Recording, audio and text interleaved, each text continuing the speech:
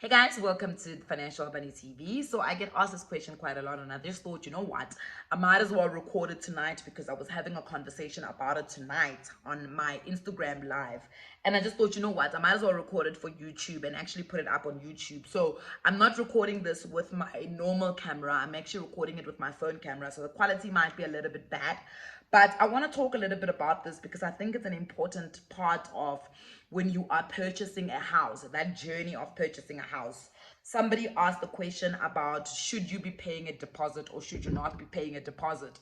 And my answer always is yes, because there's two reasons as to why you would pay a deposit, right? One of probably the most important reasons is the fact that when you are actually applying for a home loan, you are going into a partnership with a financial institution and you are saying to them, guys, I have the right affordability and the right risk assessment or the right risk profile for you guys to be able to invest in the property that I want to buy. So both of you guys essentially are saying, we both want to invest in this property. But however, you need to go and put your positioning to the other financial institution because ultimately they are putting out more money than what you are putting out, although you are going to be paying them back. Remember, financial institutions see us as individuals as assets that they can help invest into certain other asset classes, but we are an investment to them because we have to pay them back whatever it is that they borrow us. So that's important. Once you start to understand that, you then understand why having a deposit is an important part of you applying, especially if you're applying for a home loan. Because you need to also show the financial institution that you have an interest, a financial interest in this property that you are trying to buy, in this credit agreement that you want to go into with them. So they take you a little bit more seriously because they're like, okay, showcase. Nicolette wants to buy this property, but Nicolette is saying, I'm not buying this property with your money because I'm going to disappear and not pay you back, or I'm going to default on this loan. I'm showing you that I actually am willing to put my own money also. Most of the time, if you have ever put together a business plan of any sort, one of the things that a lot of investors want to see is how much of your own money are you putting to this business or are you putting into this business. So it's the same thing when it comes to a home loan. The bank is like, okay, Sharp, you want this property, but how much of your own money do you have? Have you saved that you are also putting into this property that you want to buy?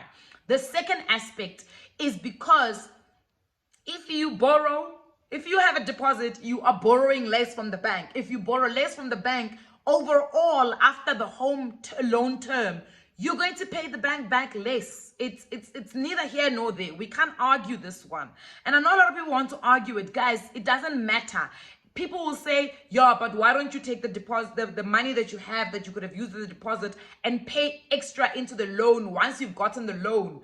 No, that doesn't even make financial sense. That's not mathematics, guys. Mathematics is very simple.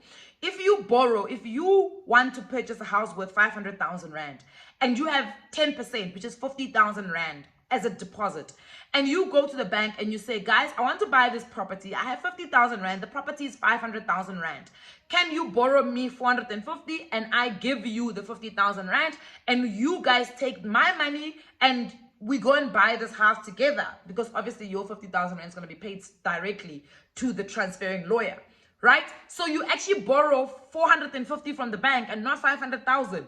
When they work out, let's say you get an interest rate of 10%. When they work out 10% as the bank, they work out 10% against 450,000 and not 500,000. So overall, you will pay less in interest because you borrowed less. So that one we don't need to argue. But often a lot of people, especially people that come from countries where the economy is great and the interest rates are low, will then talk about the opportunity cost.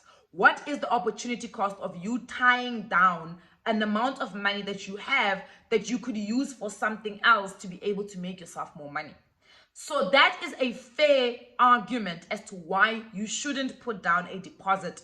If there is another opportunity that you can access that is better use of that money than you actually borrowing less. Does that make sense? I hope it makes sense. But I can give you an analogy as an example. So I always use the analogy of a Xhosa man and a Tsonga man. And I say, let's say for instance, during the lockdown period, you were having a conversation with two men, right? Let's say you were having a conversation with a Tsonga man and you're having a conversation with a Xhosa man. Now, as you are getting to know them, you start to realize that the Xhosa man is got the communication, the reciprocation, he's got the communication, the shins in order. So when he texts you, when you text him, he responds immediately. When you want to talk about your feelings, he's available to you. You know that song, Yaga Zonke, but tonight we're gonna sit and talk about our feelings, whatever. This is the guy who does all these things for you. So as you are getting to know them and you're in a talking phase with them, you get to find out about this. On the other side, the Tsonga man doesn't have the communication to unlock down, right? However, this is the man that's going to unlock soft life for you. So if when you need like 10,000 rand to buy yourself like a pair of Louis Vuitton sneakers, he's available to send that money. If you want to go on holiday, he's available to send you on holiday. If you want flowers every week, he's available to send flowers every single week. But he doesn't communicate. He answers your text after 2 days. So now when you get out of lockdown and you now have to choose which one of these guys you are going home with or you are choosing, you are going to pay an opportunity cost. If you choose the Xhosa man, the opportunity cost is soft life. If you choose the Tsonga man, the opportunity cost is your feelings and your communication and the reciprocation that you would get from the Xhosa man, but you didn't choose him, so you don't get that.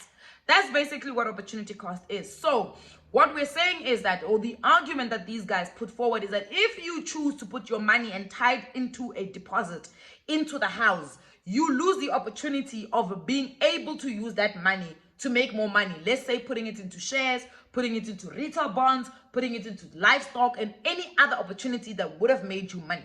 That's basically the argument. So at the end of the day, like everything in finance, it is up to you to make a decision as to how do I use my money better and effectively. For most of us, like for me, I put a deposit all the time simply because, to be quite honest, I don't have other uses for that money.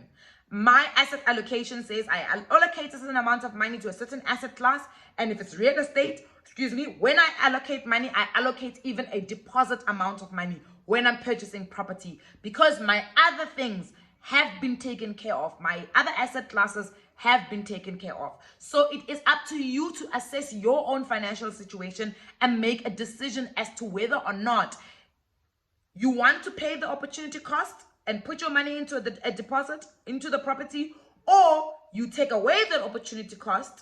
You don't pay the opportunity cost, you put it into something else, but on the other hand, also, you're going to pay more interest overall. So yeah, I hope that clarifies it. I love you guys.